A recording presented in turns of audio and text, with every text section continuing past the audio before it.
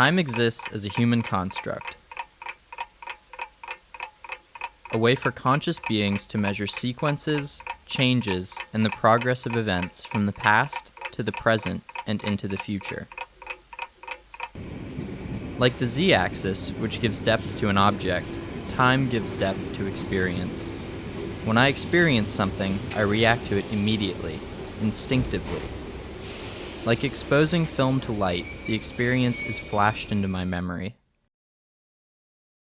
However, experiences are lost over time, and over a long enough timeline, all experience is eroded away until, one way or another, everything is forgotten.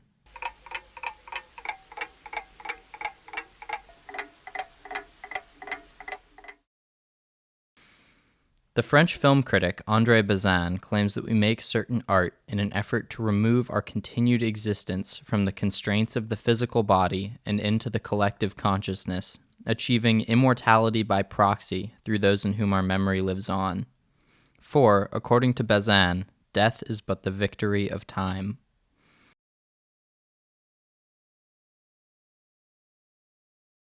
To paraphrase Banksy, everyone dies twice.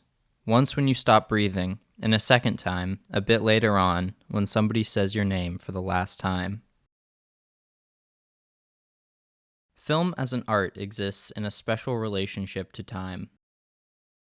In terms of the visual arts, it is the only one which is capable of existing in temporal as well as physical space. A film shot and played in 1950, if well preserved, can be shown today exactly as it was then.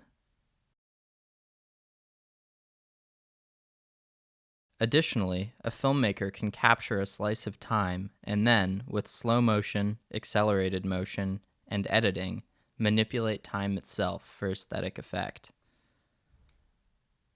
In no other form of visual art is this possible. Before, such temporal manipulation was only possible in literature and music. A melody can only exist in time, with a beginning in the past, a middle in the present, and an end in the future. At any given point, frozen in time, the music exists only as an isolated note, a frame of a film, only greater than the sum of its parts when played with its antecedent and precedent parts. Archaeologists suggest that one of the most important steps in the development of modern humans from our most closely related ancestors occurred when we started to recognize our own mortality, a condition known as mortal salience. Unsurprisingly, the knowledge of one's impending doom is known to cause deep existential anxiety.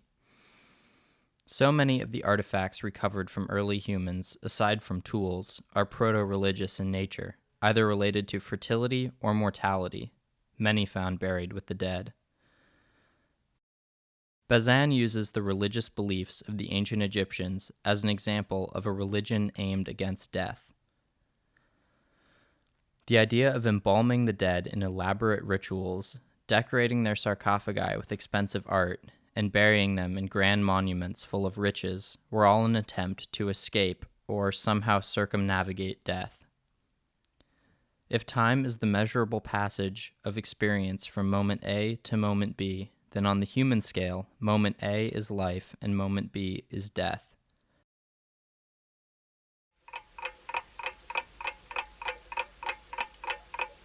I've only been in Paris for a couple of days, and a friend and I are getting dinner at a cafe down the street from our school. We learned earlier that week that the street we are on is the same street on which Louis Daguerre, one of the fathers of photography, had lived. The aptly named Rue Daguerre would quickly become one of my favorite places in Paris.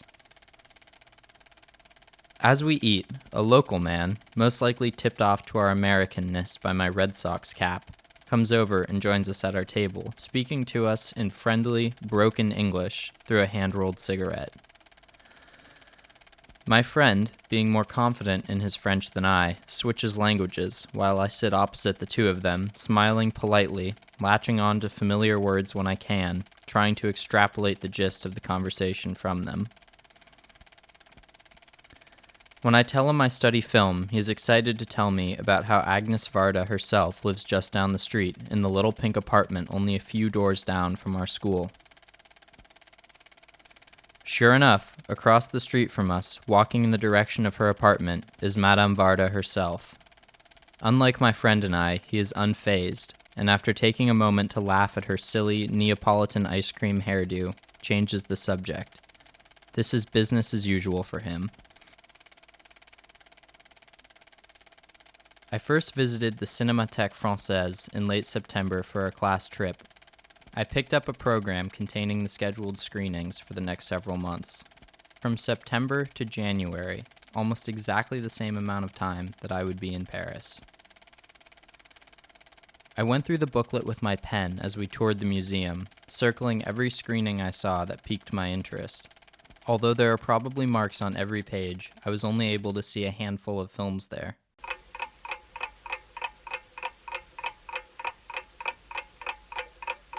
In addition to the films that I saw, I read a lot in Paris, always in English. One day, walking to the metro after school, I came across a pile of books on the ground by a trash can. On the top of the stack is Stephen Hawking's A Brief History of Time.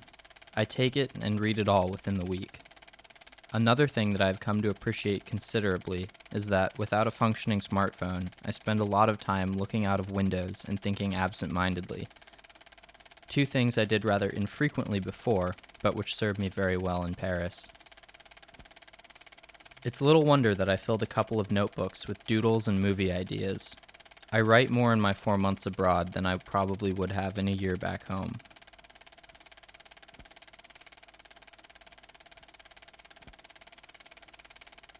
It's New Year's Eve, and my friend Kyle has come to visit from Portland.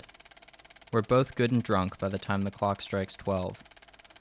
The Eiffel Tower lights up and fireworks explode on either side of the Seine. After a few minutes taking in the spectacle, we find a cafe and order a bottle of overpriced wine. Neither of us can find the energy to be mad when the waiter brings us the Bordeaux we ordered, which is so obviously cut with water that it more closely resembles a rosé. We are 8 hours ahead of Portland, so we start calling our friends and family there, telling them in our most charming drunken slurs that 2019 is a bust. We're calling from the future, and we highly recommend staying in 2018 for a while longer. It's all downhill from here.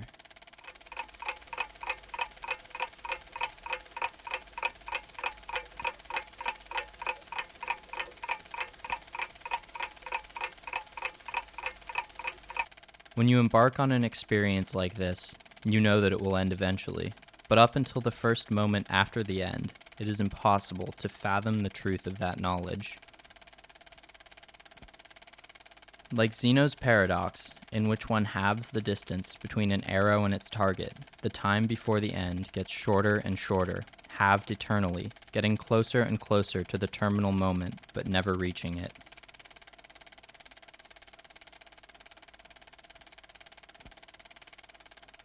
Like an atomic bomb detonated on the ocean floor, an experience such as this creates a powerful effect on the soul. The water at ground zero is vaporized, creating, for perhaps the first time in millions or even billions of years, dry land on the bottom of the sea. One is changed profoundly. Returning home seems strange and familiar all at once, off balance. As soon as the physical, tactile experience has ended, it exists only in your memory. There is evidence of it happening, but that too will, sooner or later, lose out against time. I remember standing in a full metro car one morning on my commute to school, listening to American Beauty by the Grateful Dead. Although I've listened to this album many times before, for the first time I really hear the last line of the first song. A long, long time to be gone, but a short time to be there.